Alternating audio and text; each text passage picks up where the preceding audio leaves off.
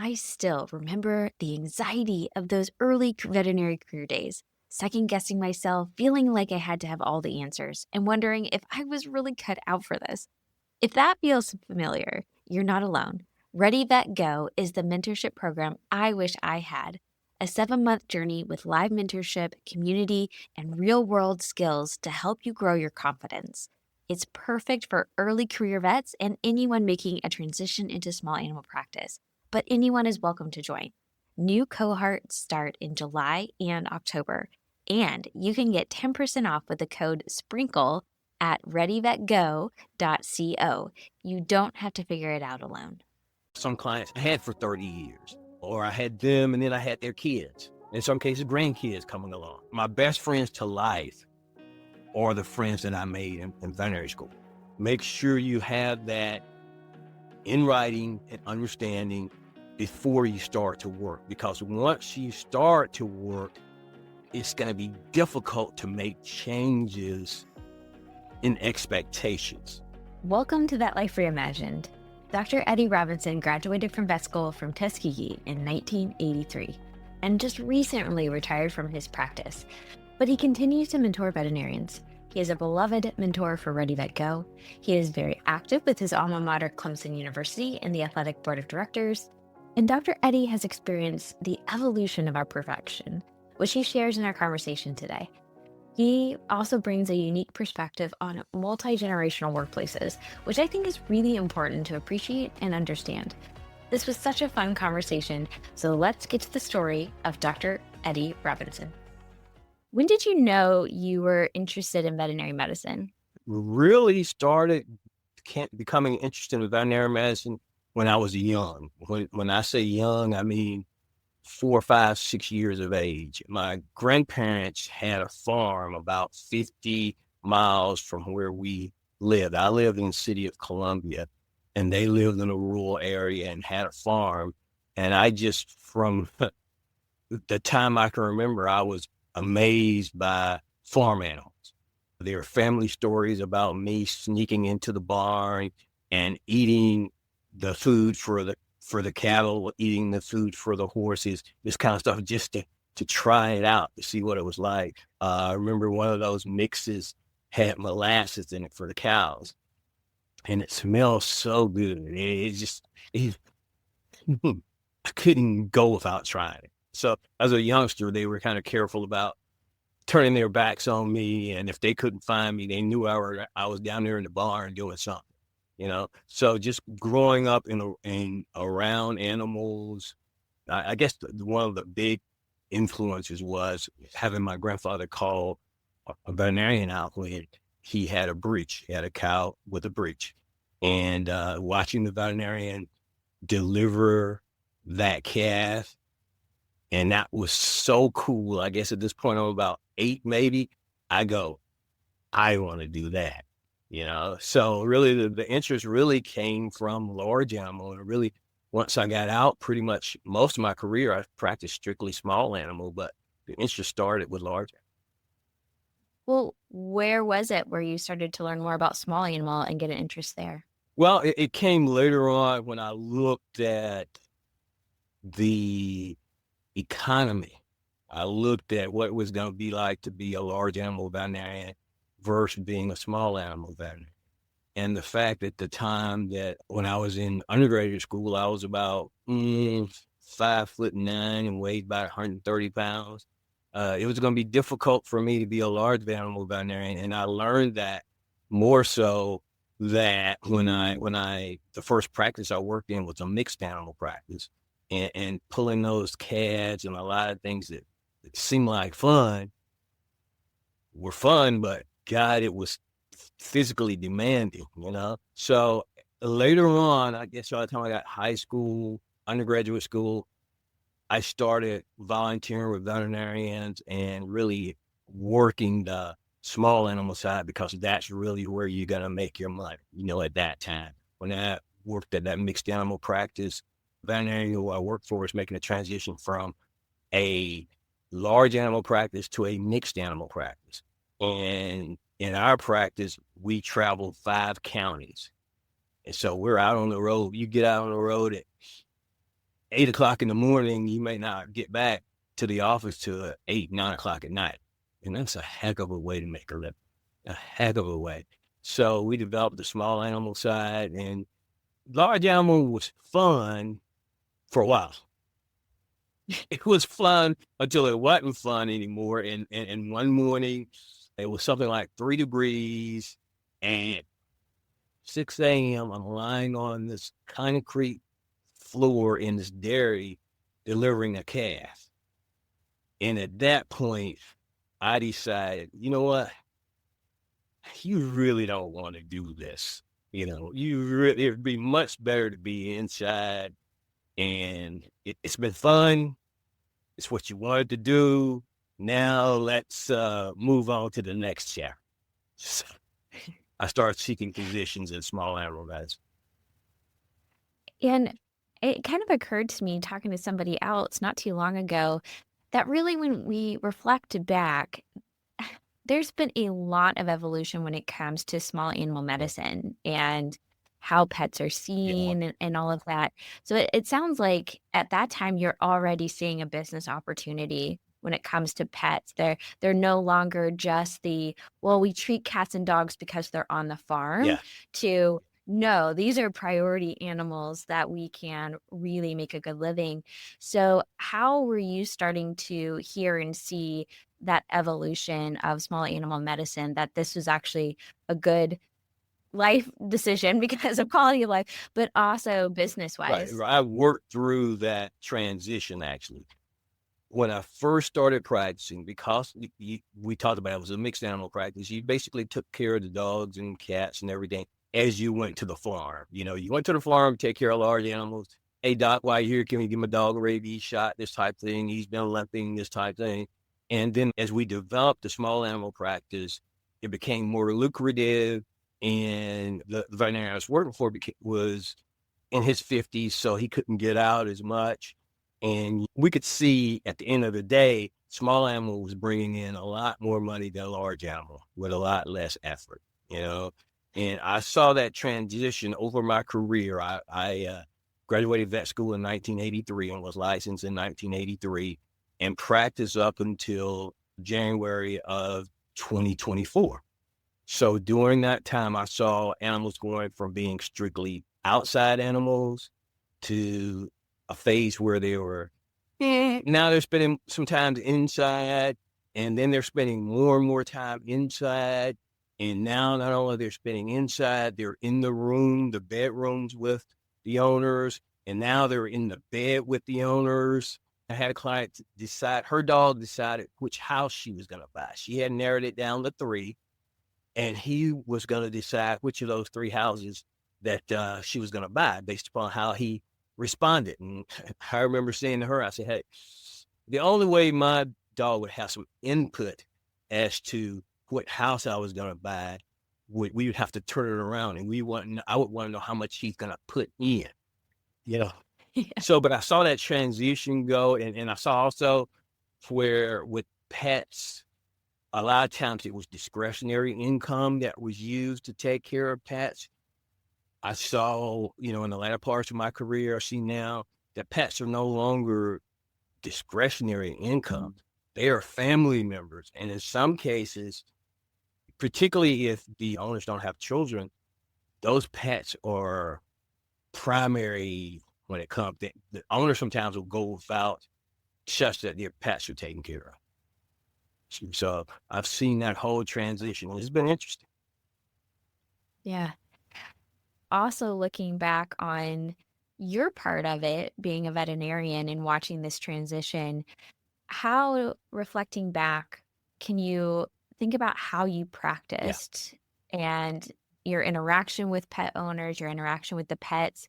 How have you kind of seen that change over That time as well? definitely evolved over time, particularly the last 10 years or so. Clients have become more knowledgeable. They ask more questions. They aren't as trusting as to what you say. They're going to look for second opinions, or they're going to go to Dr. Google and look it up. They're going to walk in and they've already been to Dr. Google, and they have an idea of what or misinformation of what the problem is.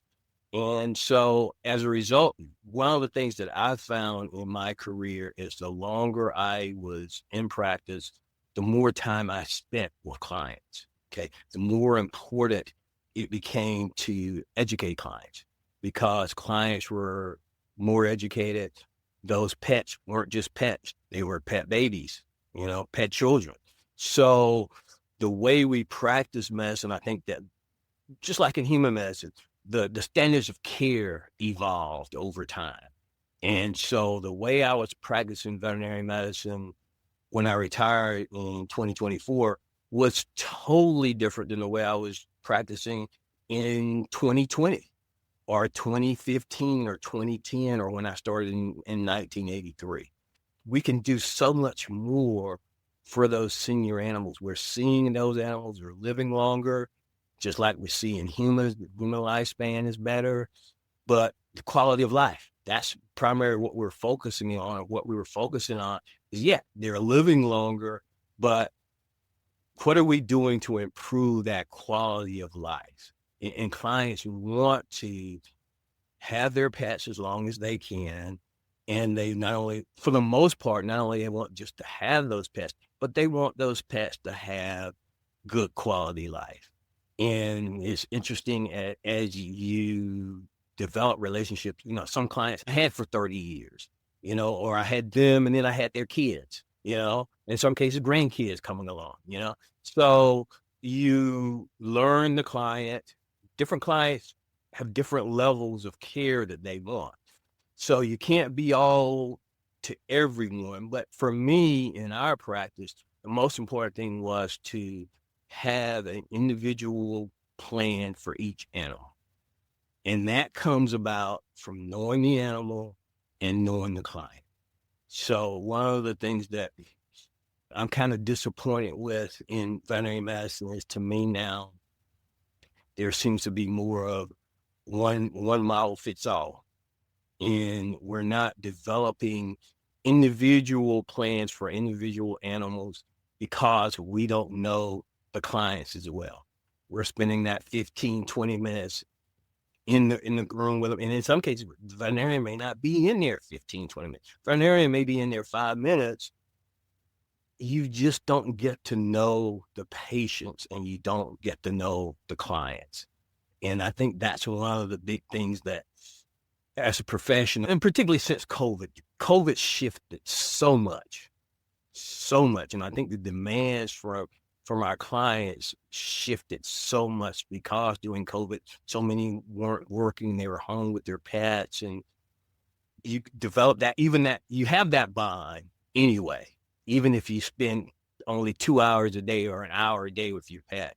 But when you're there all day working and they're sitting beside you or in your lap or whatever, there's a bond. You can see when that animal is just, something's not quite right. Whereas before you may have missed it.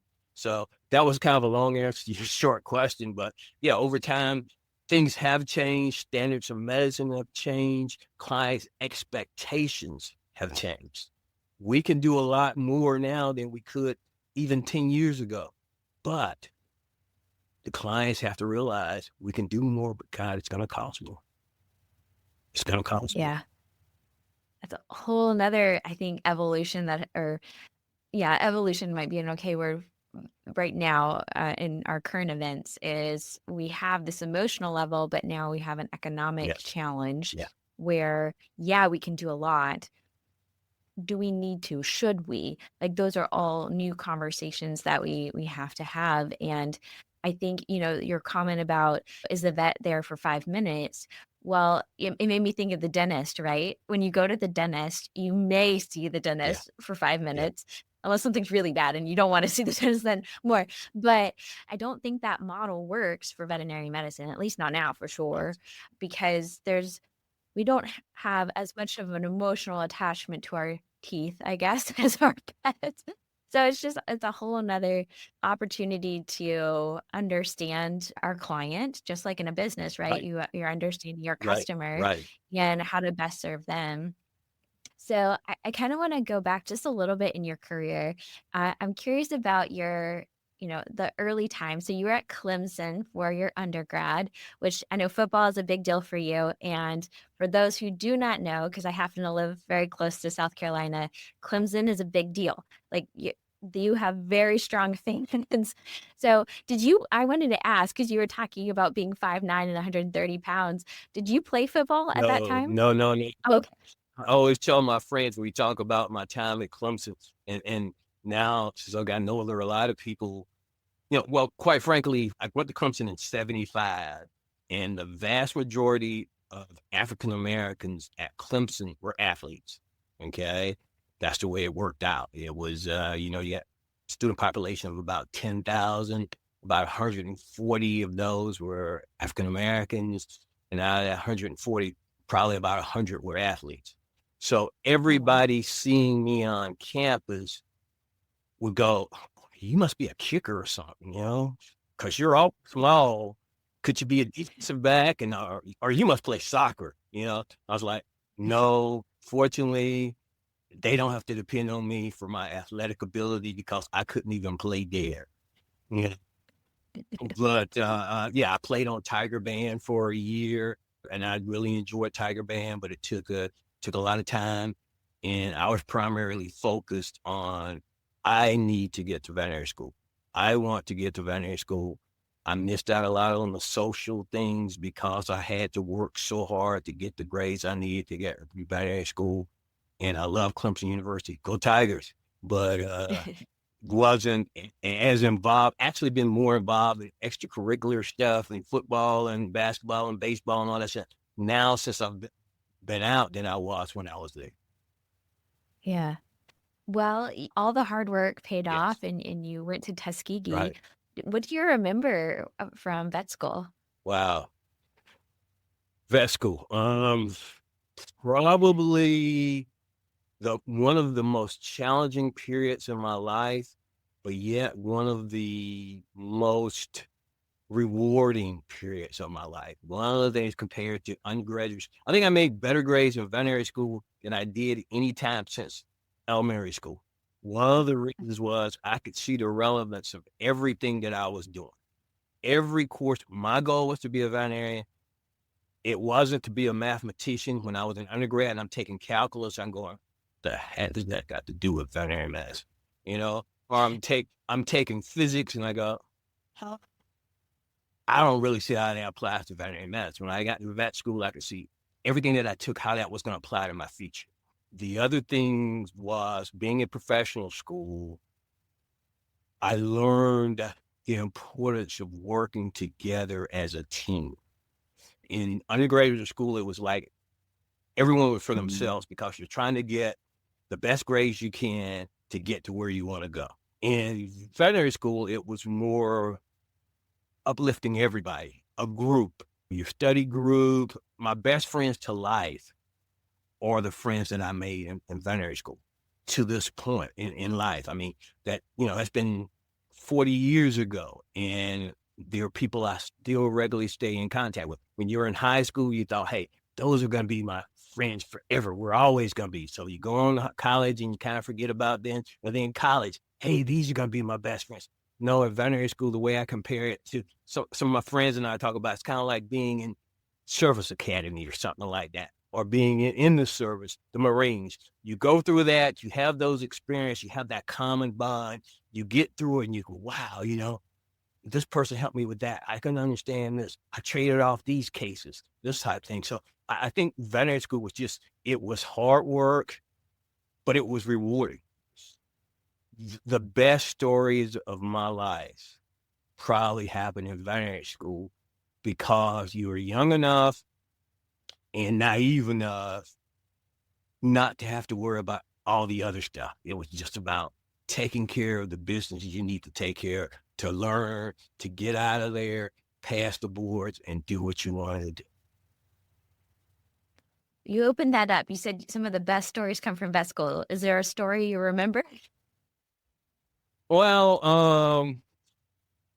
I'm trying to think of things that might be at best R rated. Okay, there are a lot of all veterinary school. No, there are times that, and I'm trying to think. Well, one of my favorites was in large animal medicine, and like I said, I made that shift once I got to veterinary school, where I started doing small animals basically only. So when we got to clinics, there were some people who liked large animal, and that's what they were going to do. Some people were small animal. I was a small animal person, so I would trade off my large animal cases as best I could with large animal people. So they took care of me in large animal clinic, and I helped them in small animal clinic. Well, in one particular case, we had two of us in my same class, one of my best friend in vet school, and best friend to this day. He was the best man at my wife and I's wedding. He's my son's godfather, just a fantastic guy. Well, he went on to get a PhD in pathology from Michigan State after we graduated from veterinary school. Then he did a postdoc at Harvard, so he was a pathologist. So he wasn't really in the large animal either, you know. Here I am in the large animal. And I don't remember which one of us, I think we're on the case together. It's just a large draft horse that we had, this huge horse. And somehow or the other, we let that thing get out of the stable. And this horse is just running through large animal clinic, just running free. And we're like, hey, you need to catch it. No. You let him out. You need to catch him. And we're like, somebody needs to catch him before the clinicians get back here and they find out that he's on the loose. And there was one door open that if he had gotten out of that, he was gone. It was going to be big pain for all involved. And just as he headed towards that door, one of the large animal people just happened to be walking down the corridor and just said whatever they need to say to get him to stop, and it's probably saved both of our careers. So that's probably the most G-rated one that I could tell. But you know, we grew a lot. We had a lot of fun. Veterinary school was a lot of fun. A lot of fun. Yes. I have a lot of fond memories of large animal rotations as well, even though I was more of a small animal tracking person as well. And thank goodness that the large animal clinicians, for the most part, not I can't say that for equine, but food animal, they were a little more laid back and understanding. That's the way it was. Horses, Yeah, though, that's the way it don't was mess at with the horse. Tuskegee. Yeah, those equine doctors were, they were, they were quite demanding. Yeah, a little intense sometimes. Yeah. But I'm sure that, you know, thinking about it, some of the equine clients are also intense. So Exactly. You see, just that's to the give thing them I some found out credit. about. I discovered about equine. I think if you go into equine medicine, it's not something you learn in veterinary school. You have been raised that way. You have been around horses all your life.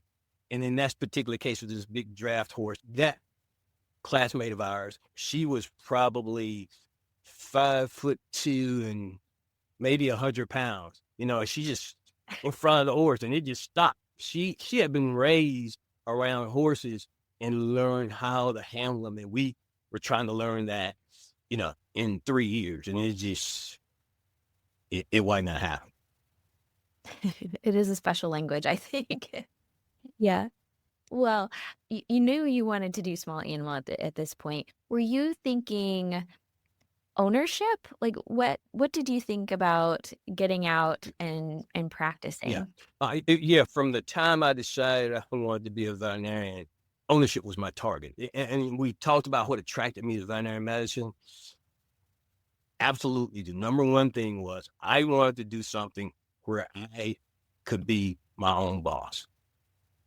Because I said I didn't play sports in college, but I played sports in high school and throughout. And I knew my personality is that I'm a team player as long as I'm the captain of the team. I'm not just a good soldier, okay? I got to be highly ranked. And my father told me when I was 10 years old, one day we had this discussion about how the grass should be cut. And he said, son, you need to find a profession where you're going to be your own boss because you're just not geared to take instructions from other people. So that was from day one.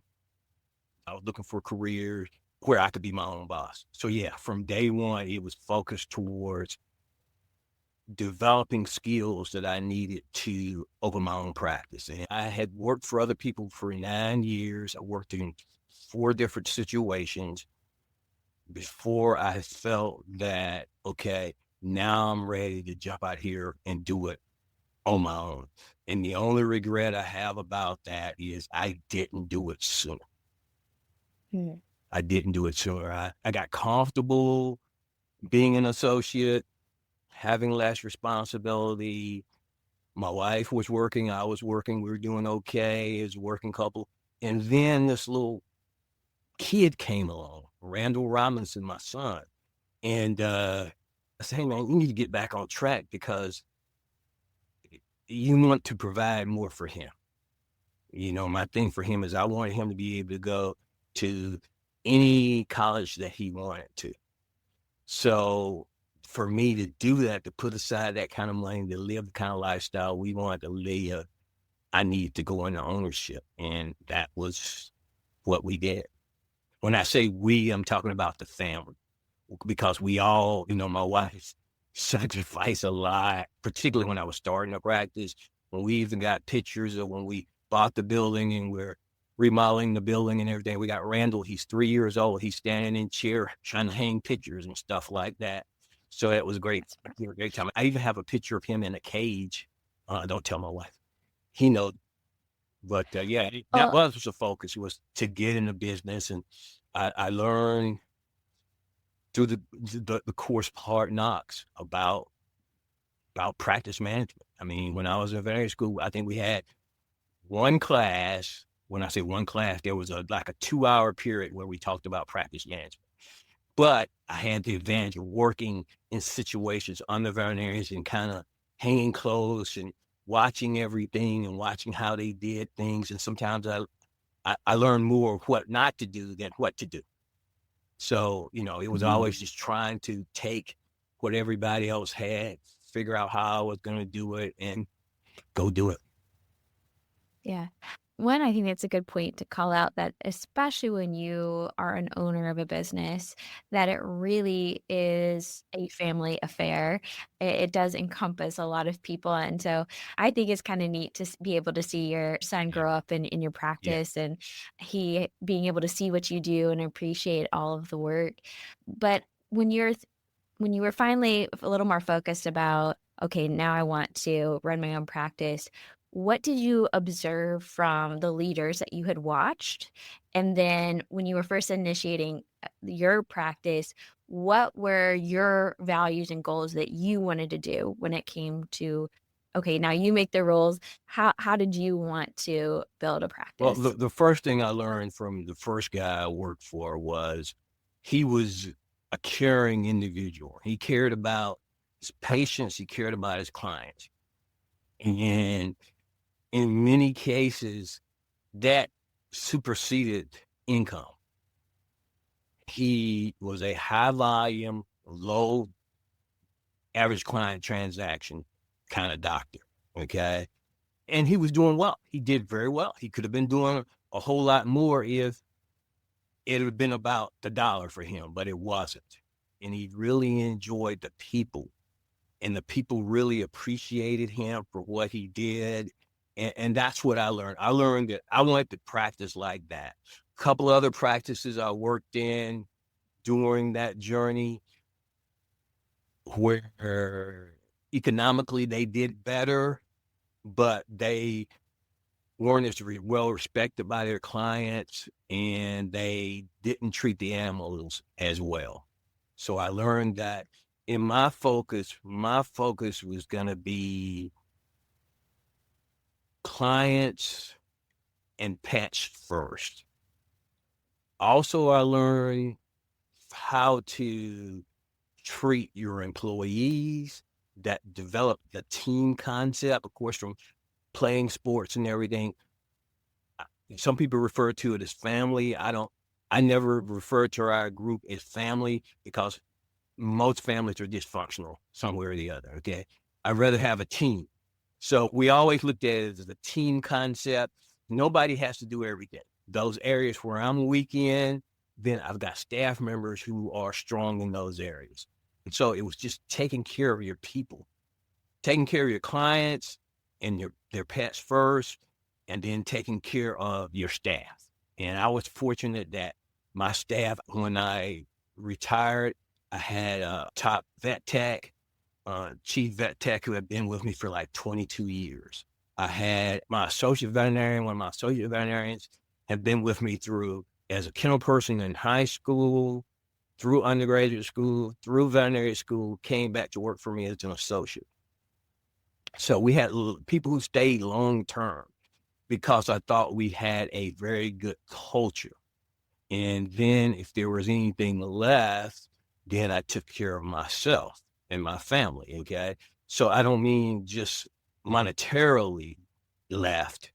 I mean physically and mentally left, because if you're doing all those things, a lot of times there's not much left for you. And that's one of the things I've seen shifted with younger veterinarians, that total perception of a full life, having, not working the hours that us old timers worked. And I tried to do that later on in my career after my son got a little bit older.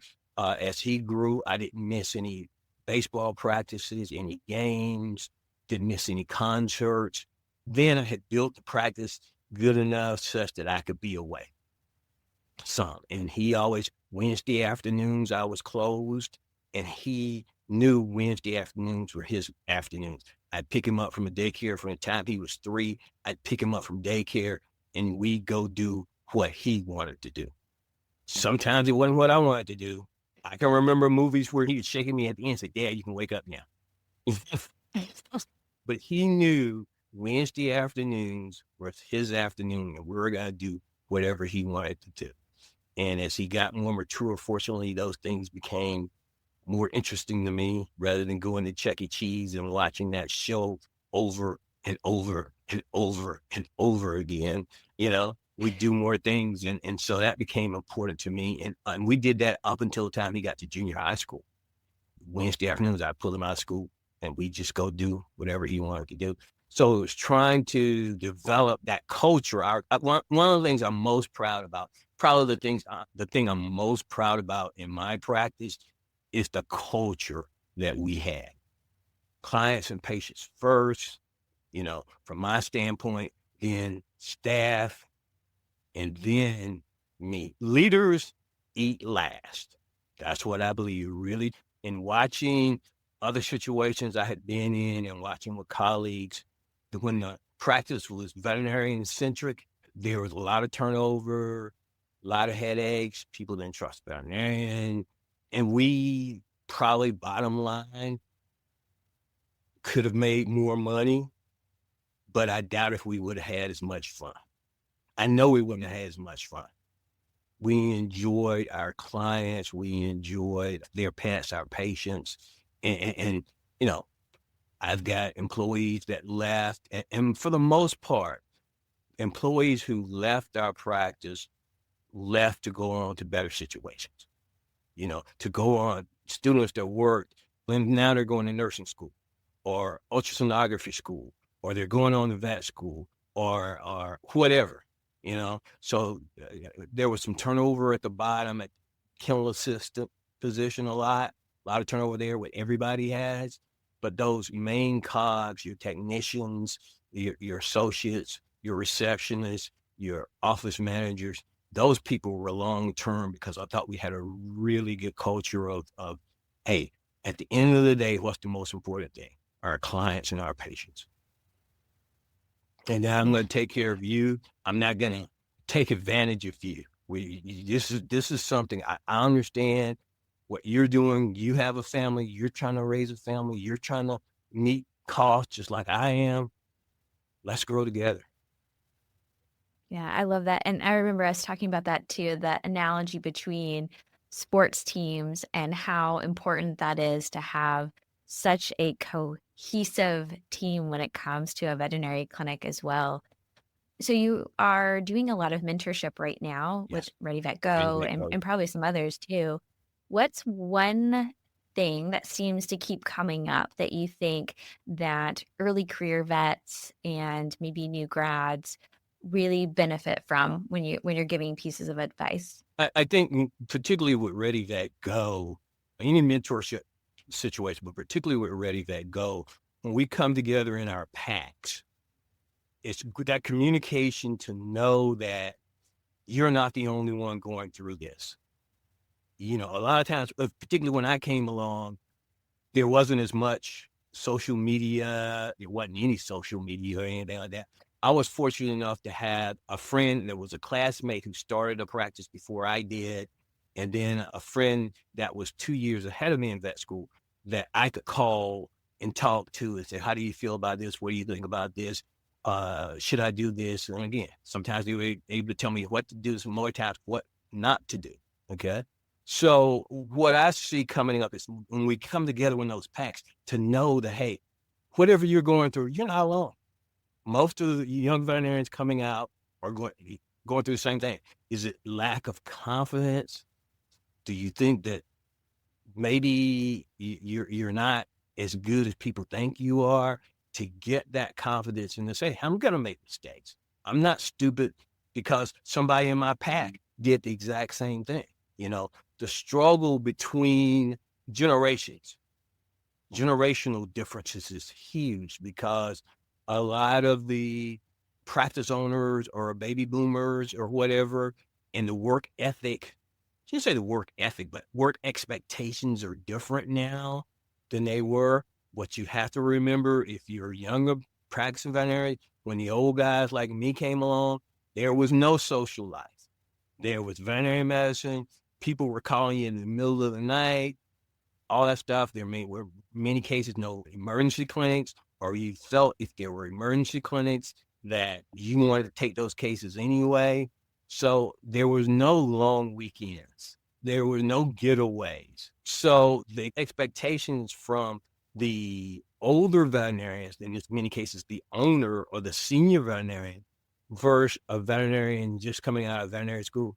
Heck, you've been grinding undergrad school, you've been grinding veterinary school. Now you finally reach that point, want to relax a little bit. But no, there's no relaxing. You got to go, go, go, go, go. So really just the fellowship of knowing that, hey, I'm not going through this alone, and to be able to get together and talk in a circle about things that you did. And then you go, hey, I'm not so dumb after all. They're having the same problems.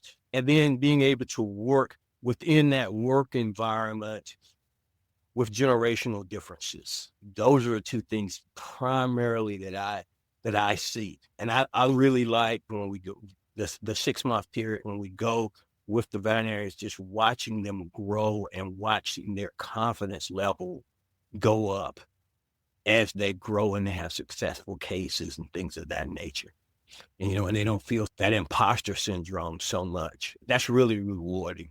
It really is. It's from day one, watching them that first pack meeting when nobody wants to talk up, nobody wants to talk about any mistakes they may have made or any questions they may have until we get 4 months, 5 months down the line.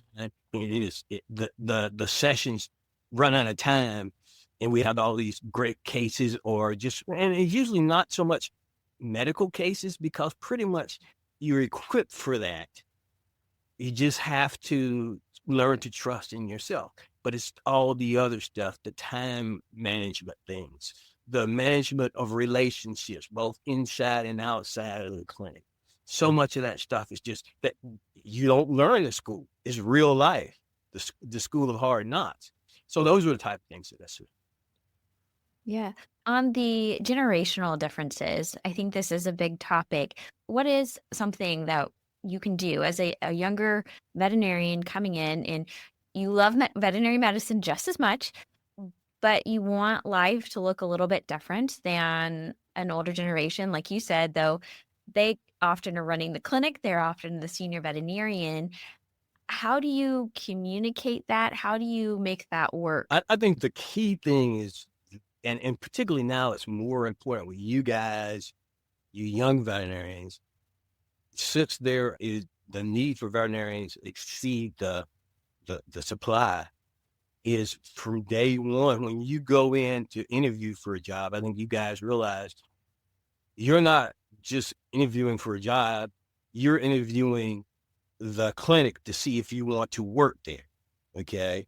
And the thing is to have those expectations very upfront. And that's what I see more and more veterinarians are doing now. The young crew, you guys are saying up front, hey, am I going to have to take emergency calls? How many weekends a month am I going to be off? What's the work schedule like?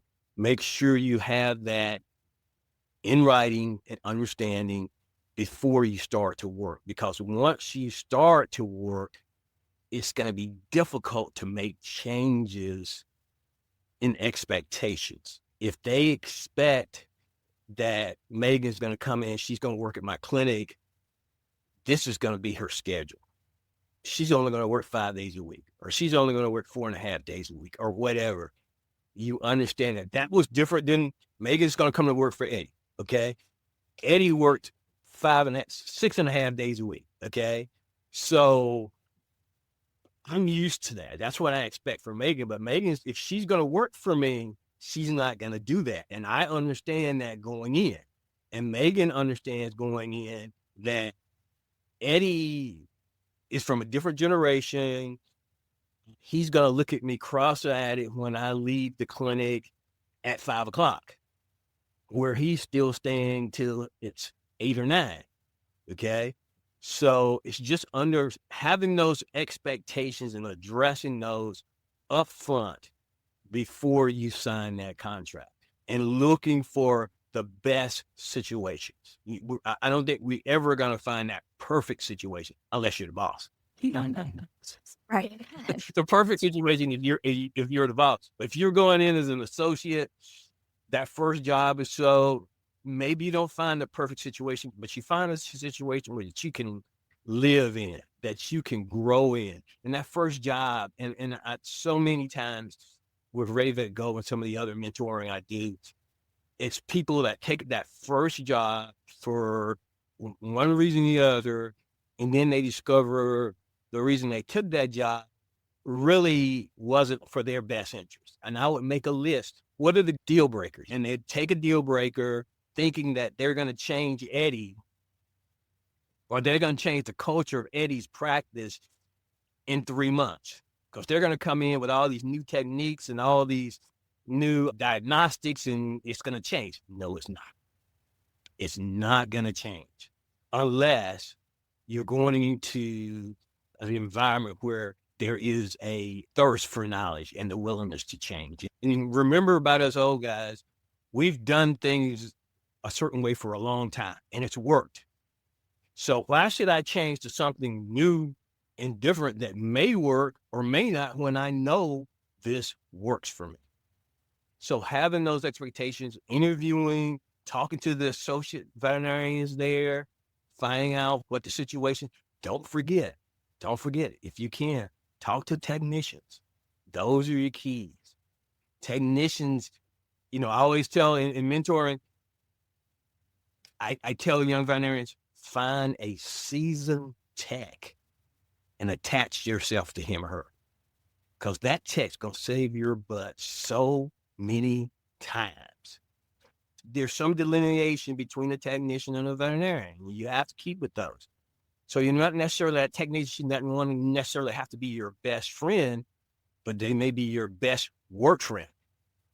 Particularly early on, you find that seasoned tech who knows the owner, who knows the other associate veterinarians, who knows the clients, going to save you so much, going to save your butt from drowning so many times.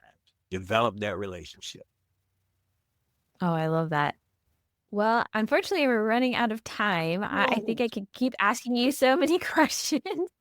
But for the sake of time, I love asking this as our final question. And that is, it's around gratitude. So this can be anything. But when I say, what are you most grateful for? What comes to your mind? The people I worked with, without a doubt, the people I worked with through the 40 years of practice, not the clients, not the patients, even though I said the practice was, centered on those, when people ask me, what do I miss most about retirement? It's the people I worked with, going every day, that team, our family, that team that we work together every day, and then seeing that team go on to bigger things, or seeing they've gotten married now and now they have kids, and watching the kids growing up, and those relationships that I had with my team. Mm. It feels good. It feels good to be respected by that team. Even now, I'm an old guy and I'm out the door, but they're still calling me and checking on me. And, people who worked for me 15 years ago, sending me happy birthday notes, or going to lunch with people that worked and now they've gone on to veterinary schools, or they're going on to medical school now and they're finishing residencies and stuff. And they still think about this old guy. I hope you enjoyed this fascinating veterinary story. We can make an impact in so many places. Check out the show notes for lots of resources. Please make sure you are subscribed on your podcast app, subscribe on the YouTube channel, and follow me on LinkedIn, where I hang out the most. You can contact me on LinkedIn, on the website at vetlifereimagined.com. And brand new is that you can text me. To send me a text message, find the link at the top of the show notes below that says, send us a text message. I want to thank our longtime sponsors, Fire Consulting and Will Hughes, who support the podcast over on our hosting platform, Buzzsprout. You can support the podcast too. Just check out the show notes for a link. And I hope to see you next time on Vet Life Reimagined.